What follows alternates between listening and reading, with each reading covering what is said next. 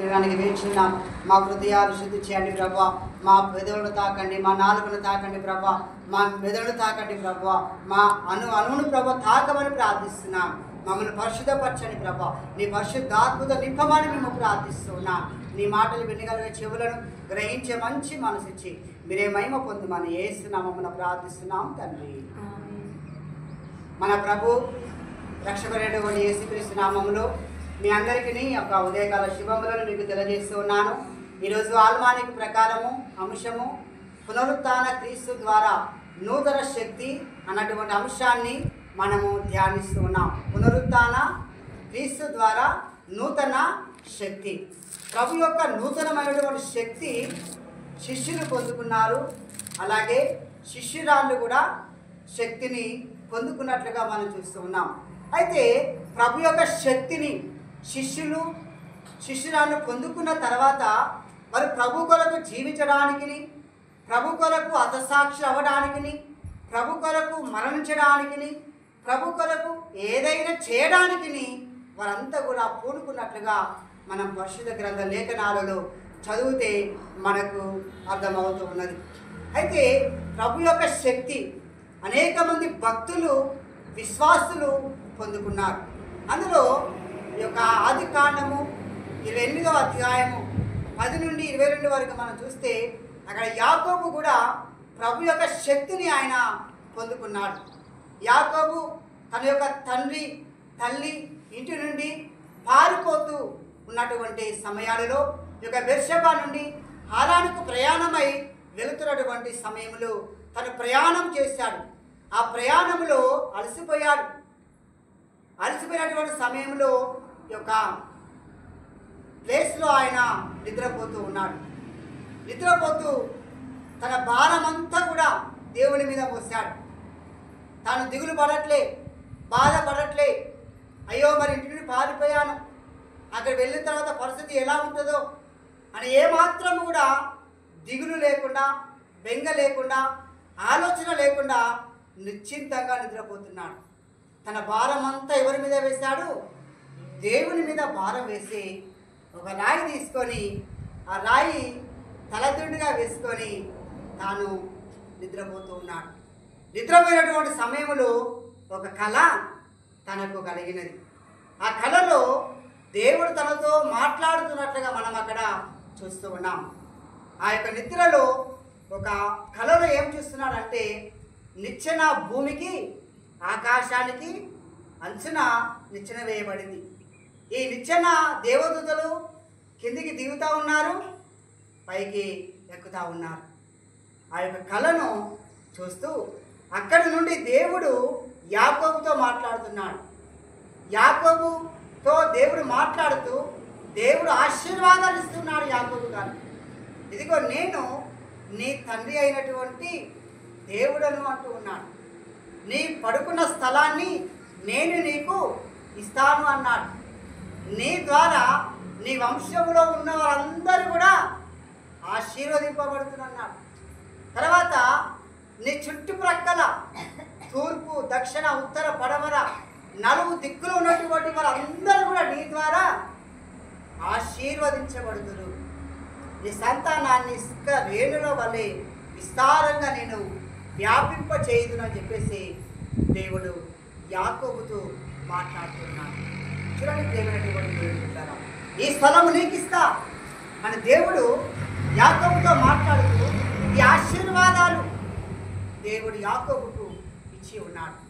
తర్వాత తాను నిద్ర నుండి మేల్కొన్న తర్వాత తాను ఈ స్థలము ఏ స్థలం అనుకున్నాడు? ఈ స్థలము పరిశుద్ధమైనటువంటి స్థలము. ఈ స్థలములో ఎవరున్నారు? ఈ స్థలములో దేవుడే ఉన్నాడు. కాబట్టి తలదిండుగా ఉన్నటువంటి ఆ రాయి ఎవరు అంటే ప్రభు అయినటువంటి యేసుక్రీస్తు రాయిగా సాదృశ్యంగా ఉన్నారు. కనుక ఆ రాయిని ఒక స్తంభముగా తాను నాటి ఉన్నాడు. తర్వాత నేను నా ప్రయాణము చక్కగా కొనసాగి అక్కడ నాకు అన్న వస్త్రాలు కనుక అన్నీ నాకు లభించినట్లయితే నేను తిరిగి మళ్ళీ వచ్చిన తర్వాత ఇక్కడ ఏం కడతా? నేను దేవుని యొక్క మందిరము కడతాను అని చెప్పేసి తాను అనుకున్నాడు. చూడండి, దేవుడు తన ప్రయాణం క్షేమమిచ్చాడు. అన్ని ఆపదల నుండి యాకోబును దేవుడు కాపాడినట్లుగా, తప్పించినట్లుగా మనం అక్కడ చూస్తూ ఉన్నాం. కనుక ఆ స్థలానికి యాకోబు ఏమని పేరు పెట్టాడు? అంతకుముందు ఆ స్థలానికి లూజు అనే పేరు ఉండే, కానీ తర్వాత ఆ స్థలానికి ఏం పేరు వచ్చింది? బేతేలు అనేటువంటి పేరు, అనగా దేవుడు నివాసం ఉండేటువంటి స్థలము అని ఆ యొక్క పేరు పెట్టి ఆ యొక్క స్థలం దగ్గర నూనె పోసి తాను తైలాభిషేకం చేసి ప్రార్థించి ఆ యొక్క స్తంభాన్ని ప్రదర్శించినట్లుగా మనం అక్కడ చూస్తూ ఉన్నాం. కాబట్టి యాకోబు తాను పొందుకున్నటువంటి శక్తి ఒక కళ ద్వారా దేవుని యొక్క శక్తిని, ప్రభు యొక్క శక్తిని యాకోబు పొందుకున్నట్లుగా మనం అక్కడ చూస్తూ ఉన్నాం. ప్రియమైనటువంటి దేవుని బిడ్డలారా, ఇక సువార్త పాటలు మనం చూస్తూ ఉన్నాం. యోహాను సువార్త 20వ అధ్యాయము 11 నుండి 18 వరకు మనం చూసినట్లయితే అక్కడ మనకు ఎవరు కనిపిస్తున్నారు? మగ్దలైన మరియా మనకు కనబడుతుంది. ఈ మగ్దలైనటువంటి మరియా యొక్క ప్రభు సమాధి యొద్దకు తాను వచ్చినది. ఎందుకంటే ఈ మగ్దలైన మరియా జీవితంలో యేసయ్య ఎన్నో అద్భుతాలను, ఎన్నో ఆశ్చర్య కార్యాలను, ఎన్నో సూచక క్రియలను ప్రభు చేశాడు. ప్రభు లేకపోతే ఆమె జీవితమే లేదు. ఆమె జీవితం లైఫ్ మనం చూస్తే ఆమె యొక్క పాపాత్మురాలు, ఒక వ్యభిచార జీవితాన్ని జీవించినటువంటి ఈ మగ్దలైన మరియా, సాతాను బంధకాలలో ఉన్నటువంటి ఈ మగ్దలైన మరియా యేసుక్రీస్తు ఈ యొక్క మగ్దలన ఆ గ్రామానికి వెళ్ళి స్వార్థ పరిచయం చేసినప్పుడు ఇదిగో యేసయ్య మాటలు విని ఆ సాతాను బంధకాల నుండి విడుదల పొందుకొని ఆరోగ్యాన్ని స్వస్థత పొందుకొని ప్రభువుని వెంబడించినటువంటి ఈ మగ్దలైన మరియా.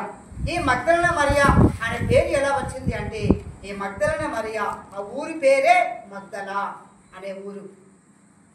ఆ ఊరు ఈ గలిలయ యొక్క పశ్చిమ ప్రాంతాన ఈ గ్రామము ఉంటుందన్నమాట. అక్కడ నుండి పిలువబడింది కనుక ఆమె పేరు మగ్దలైన మరియా అనేటువంటి పేరు వచ్చింది. ఈ మగ్దలైన మరియా గురించి 4 సువార్తలలో 12 సార్లు వ్రాయబడి ఉంది. ఈ సమాధి యొద్దకు వచ్చి ఏడుస్తూ ఉంది. ఏడుస్తున్నటువంటి సమయాలలో అక్కడ ప్రభు ప్రత్యక్షం అవడం మనం చూస్తూ ఉన్నాం. అక్కడ 2 దేవదూతలు కనబడుతున్నారు. తల వైపున ఒకరున్నారు, కాళ్ళ వైపున ఒకరు ఉన్నారు.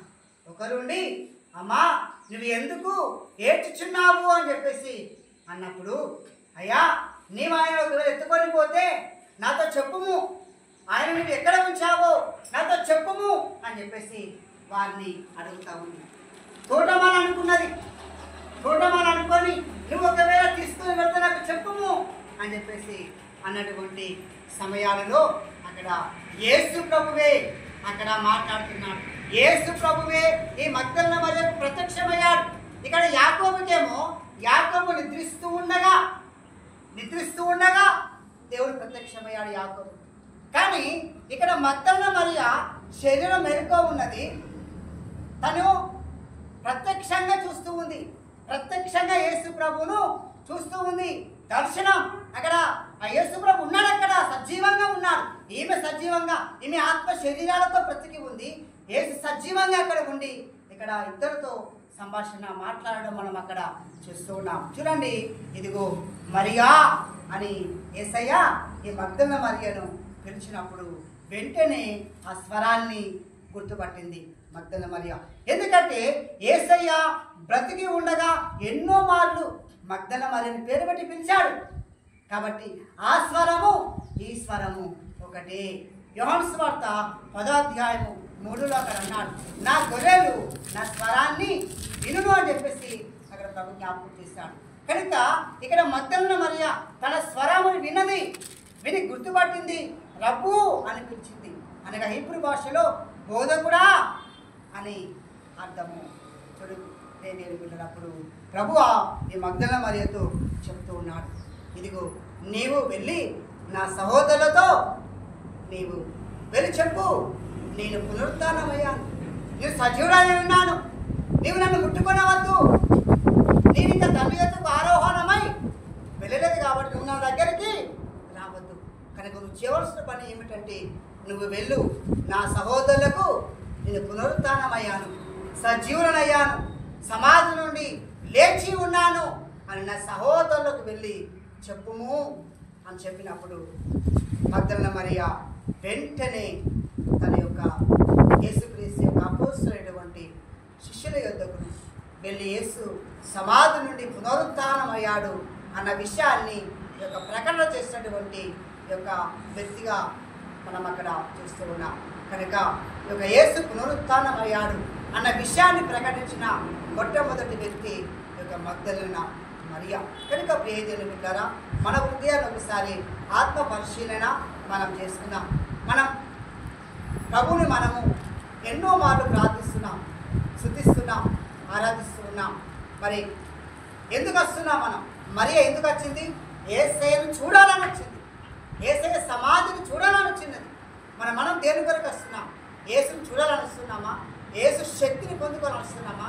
యేసులో ఉన్న పరిశుద్ధాత్మ శక్తిని పొందుకోవాలని మనం వస్తున్నామా? నిజంగా వస్తే ప్రభు మనల్ని ఎంతగానో ఆశీర్వదిస్తాడు. యాకోబును ఆశీర్వదించిన దేవుడు, మగ్దలన మరియను ఆశీర్వదించినటువంటి దేవుడు ఈరోజు నిన్ను నన్ను మనలందరూ కూడా ప్రభువు ఆశీర్వదిస్తూ ఉన్నాడు. అట్టి కృప, అట్టి ధన్యత దేవుడు మనకు దయచేయుగాక. ఆమేన్, ఆమేన్.